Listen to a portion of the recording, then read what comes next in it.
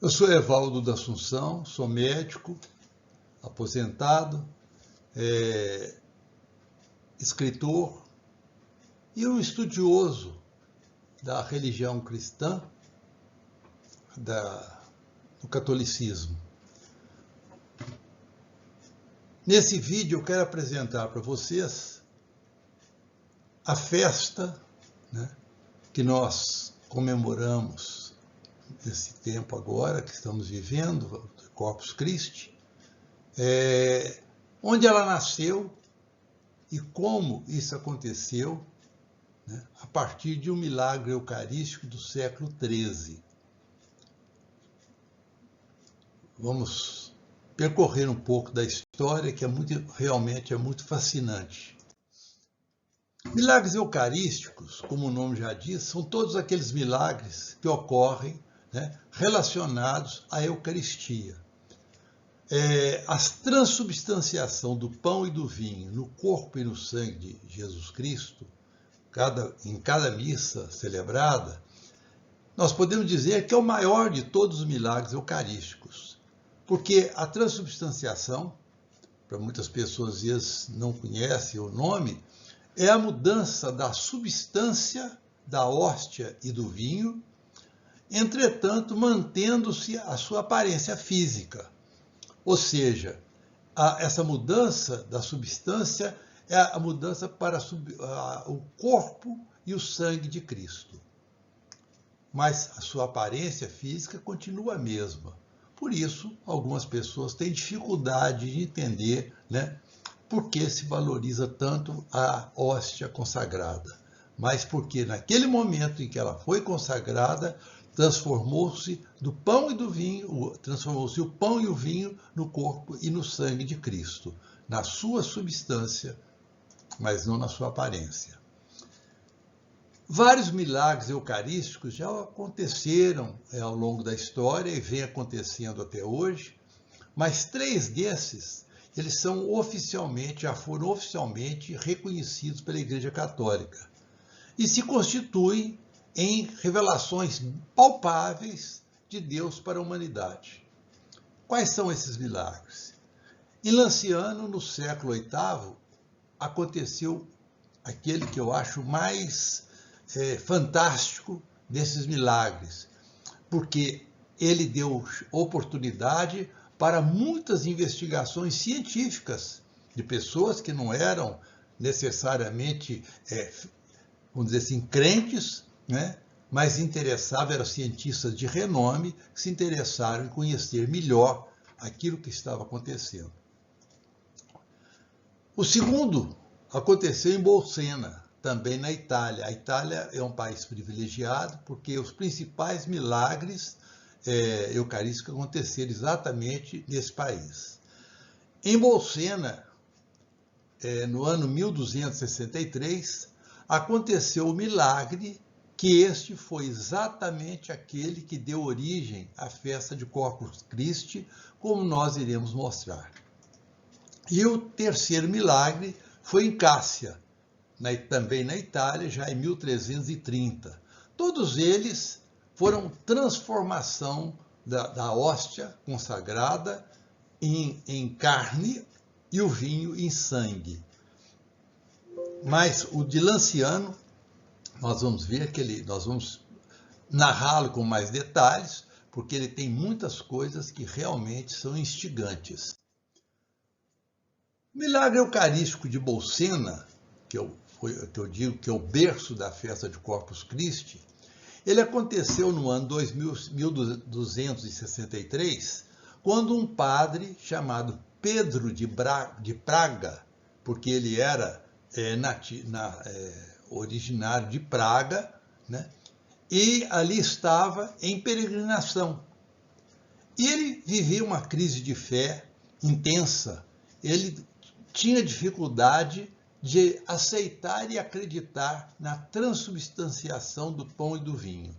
Ele fazia celebrações, mas ele internamente se questionava se ele não estaria enganando aquelas pessoas, porque aquilo não ia acontecer nada. Nessa ocasião, ele estava fazendo uma celebração eucarística, E quando ele levou a hóstia para a consagração, ele observou que começou a escorrer sangue em grande quantidade da hóstia, escorrendo por suas mãos e pingando na toalha do altar.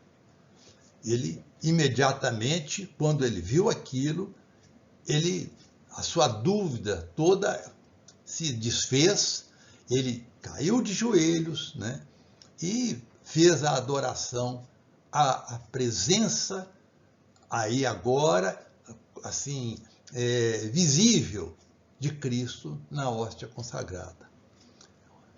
Esse pano do altar foi levado para o Papa Urbano IV, né, que estava ali por perto. Ele foi levado até lá e vendo a toalha ensanguentada, ele exclamou: Corpus Christi, ou seja, é o corpo de Cristo. E no ano seguinte, em 1264, ele determinou a proclamação da festa de Corpus Christi. E o Papa pediu a São Tomás de Aquino, né, na época, o Frei São Tomás de Aquino, para organizar a liturgia da festa, inclusive compondo as músicas que até hoje a gente canta e que são lindas. E essa festa deveria ser celebrada na quinta-feira, logo após o domingo em que se celebra a Santíssima Trindade. E por que na quinta-feira? Porque estaria relembrando, né, fazendo a memória da Sagrada Ceia, quando Cristo, na véspera da sexta-feira em que ele foi crucificado, ele fez a última ceia com seus apóstolos e ele distribuiu o pão e o vinho e disse: esse é meu corpo, este é o meu sangue, que serão sacrificados pela salvação de toda a humanidade. Então, a festa de Corpus Christi nos relembra o momento dessa criação, né, da Sagrada Eucaristia. O milagre de Eucarístico de Lanciano, esse teve uma intensidade maior, porque aconteceu no século VIII, antes desse milagre, depois de acontecer em Bolsena, e ocorreu na cidade italiana de Lanciano. Lanciano é um nome que tem até hoje, o nome dessa cidade deriva do golpe de lança, o lancetamento, né, do coração de Cristo pelo centurião durante a crucificação, ou logo depois da crucificação, quando ele quis comprovar a morte de Cristo. Ele deu o golpe de lança e do tórax, da ferida, saiu sangue e água. Isso, com detalhes, pode ser visto num outro vídeo que nós temos também no YouTube, que fala sobre o Santo Sudário, que é muito interessante, e a gente explica todo isso que aconteceu durante a crucificação de Cristo. Mas nessa cidade, né, havia uma comunidade de frades basilicanos que, entre eles, existia um frade que estava, naquele momento, vivendo uma grande crise de fé.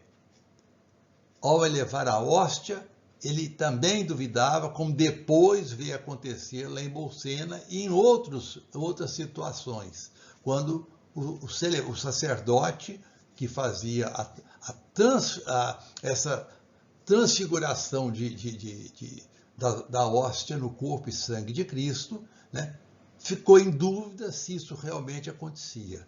E quando ele elevou a hóstia, da mesma forma que viria a acontecer posteriormente em Bolsena, gotas de sangue caíram sobre o altar, né?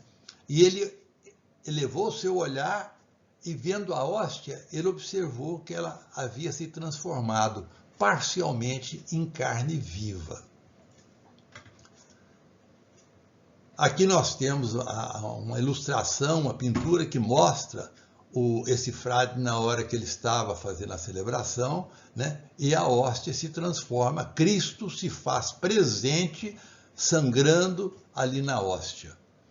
Essa hóstia foi guardada num ostensório e as gotas de sangue, foram 5 gotas, grandes gotas de sangue que caíram no pano, foram guardadas, porque logo o sangue se coagulou, sangue vivo, quando está fora do corpo, ele se coagula, né? E guardaram então a hóstia e o sangue coagulado, num cálice de cristal, formando uma imagem muito bonita que nós vemos até hoje. Esse aqui é o ostensório, né, que foi feito na época para a exposição do sangue e do corpo de Cristo na hóstia e no sangue consagrados. Nós vemos aqui em cima, né, no ostensório, a hóstia nós vamos ver depois uma figura bem de perto, e a mesma coisa nós mostraremos com o cálice. O milagre eucarístico de Lanciano hoje um lugar muito visitado. Eu tive a felicidade, alguns anos atrás, de ir conhecer esse local e por eu digo coincidência, mas eu não acho que é coincidência, eu não acredito em coincidência, as coisas acontecem por uma vontade divina.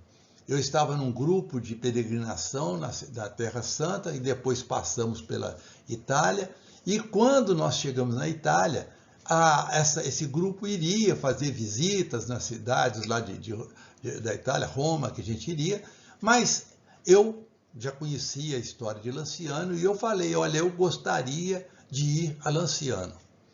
E logo o grupo todo perguntou o que era aquilo e por que eu queria, expliquei o milagre. Todo mundo desistiu de visitar a cidade naquele dia, visitamos em outro dia, mas fomos para Lanciano.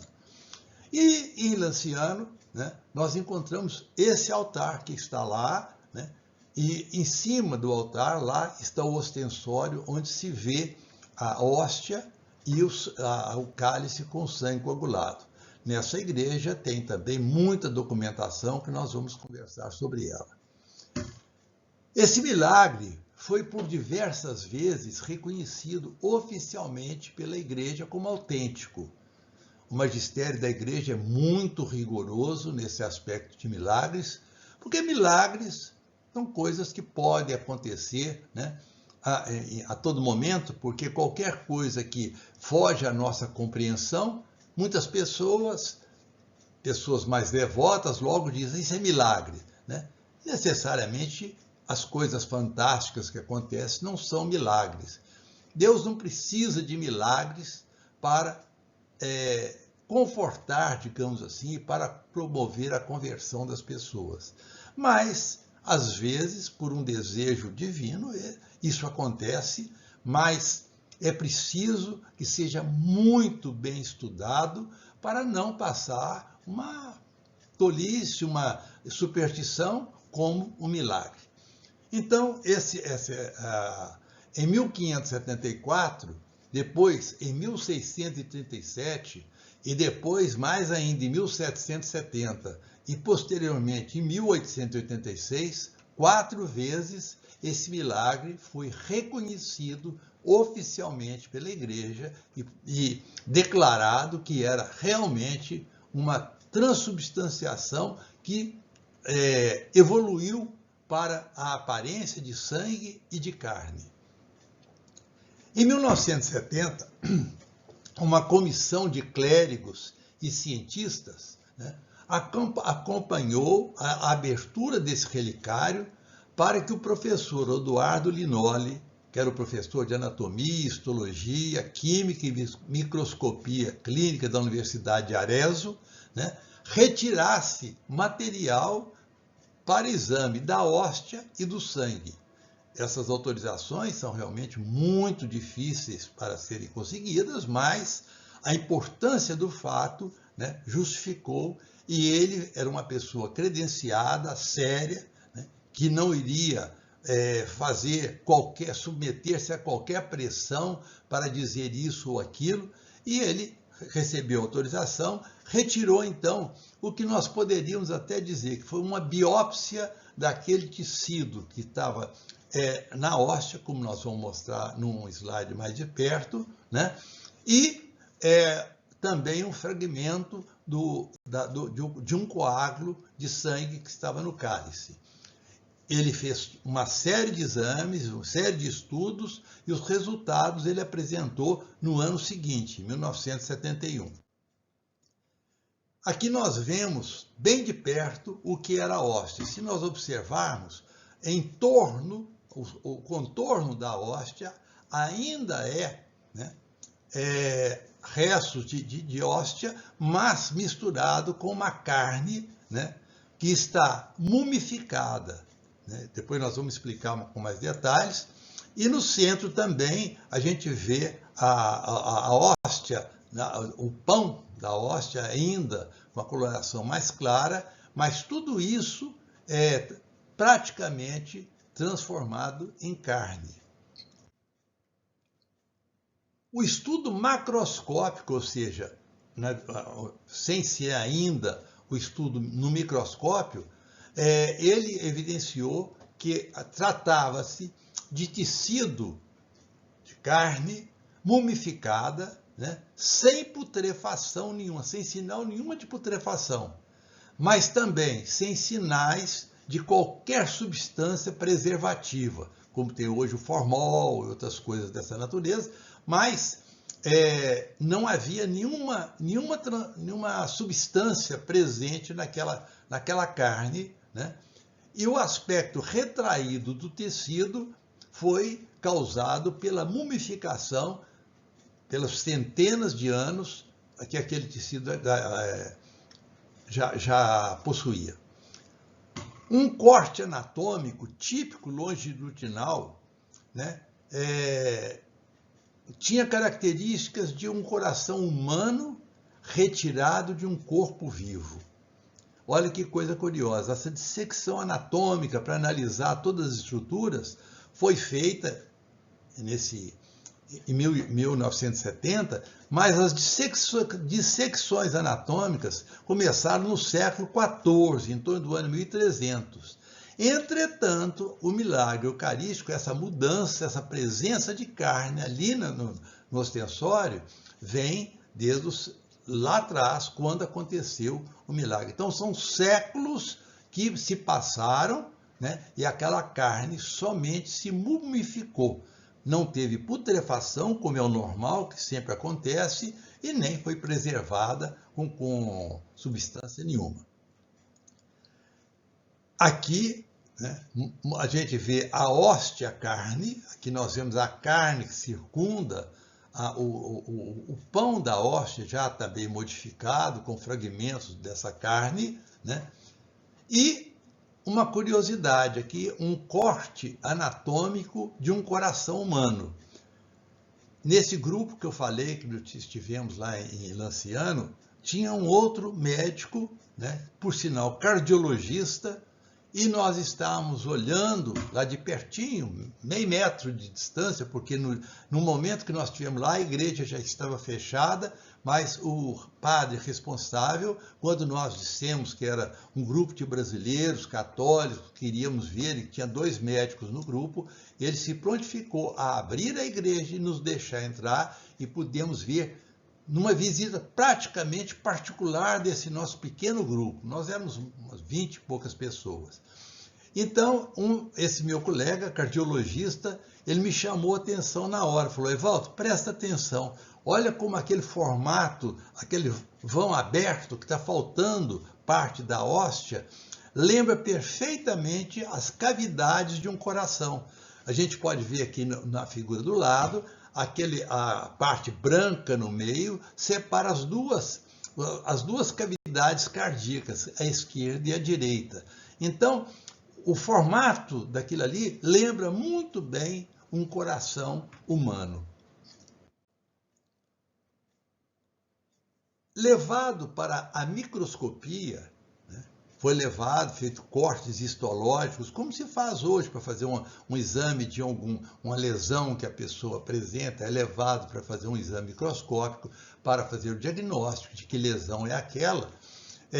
Foram feitos cortes daquele fragmento da carne, e eusina é um corante próprio para a gente visualizar melhor as estruturas. E num aumento de 200 vezes, apareceram fibras claramente com as características de fibrocélulas musculares.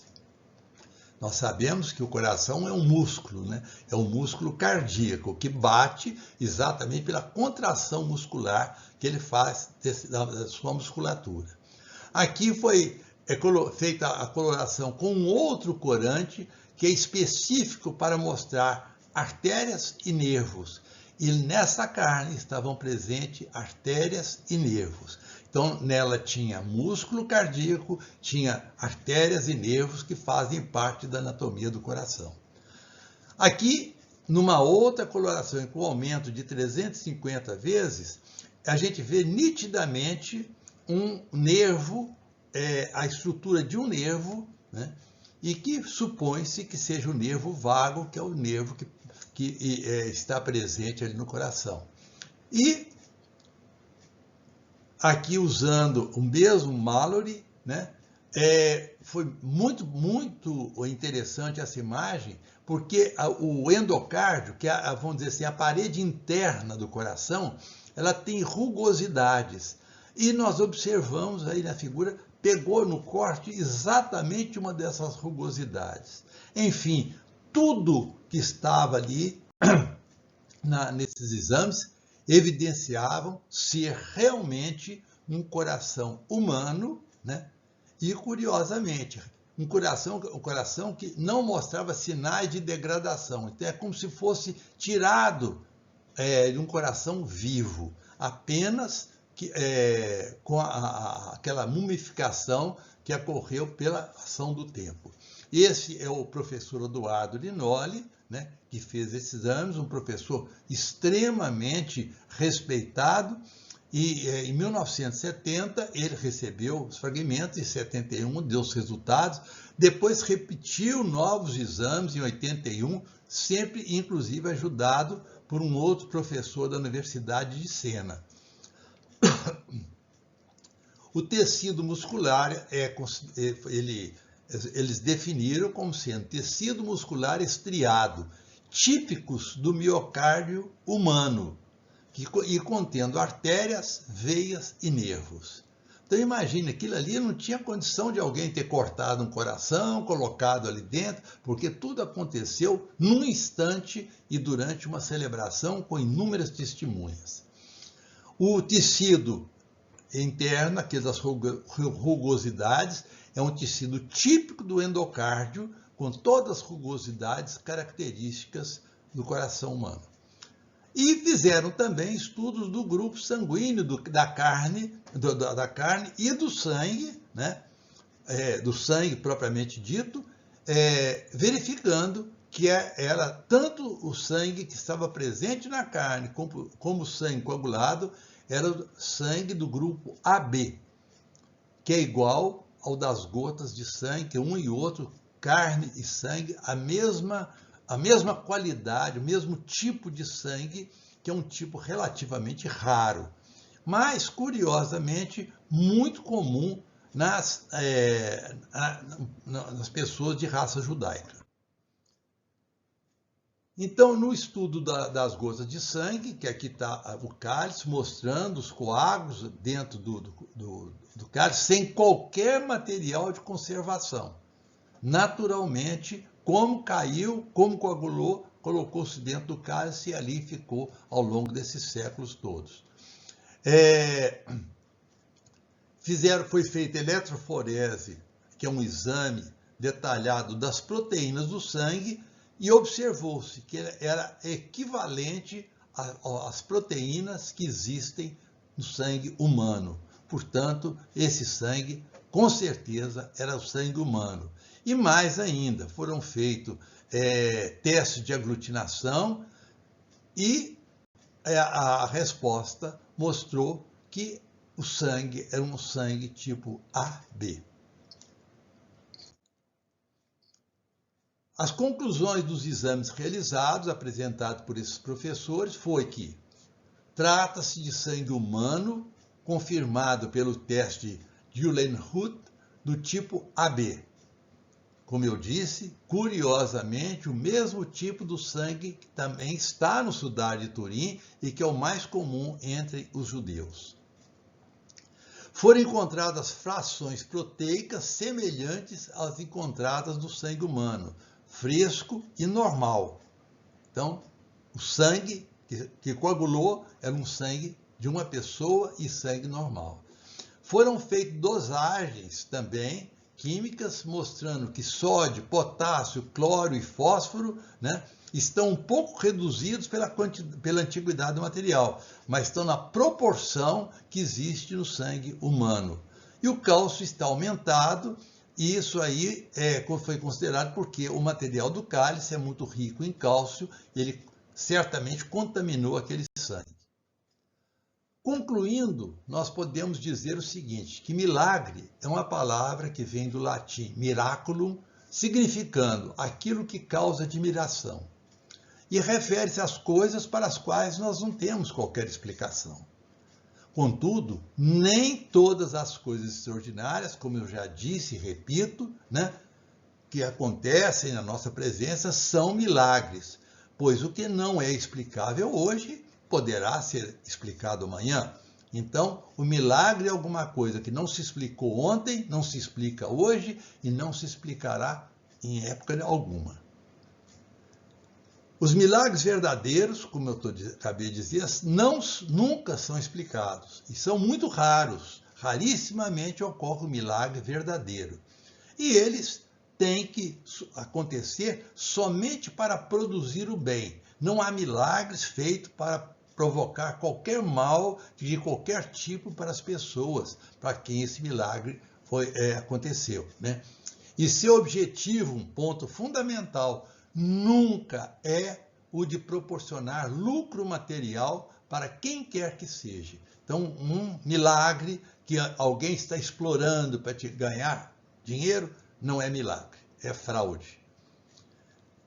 Um detalhe importante que eu sempre digo, exigir milagres de Deus é como chantageá-lo para se obter alguma coisa. Não funciona e chega a ser ofensivo a Deus. Tem pessoas que dizem, oh meu Deus, se você me der isso, eu vou fazer aquilo.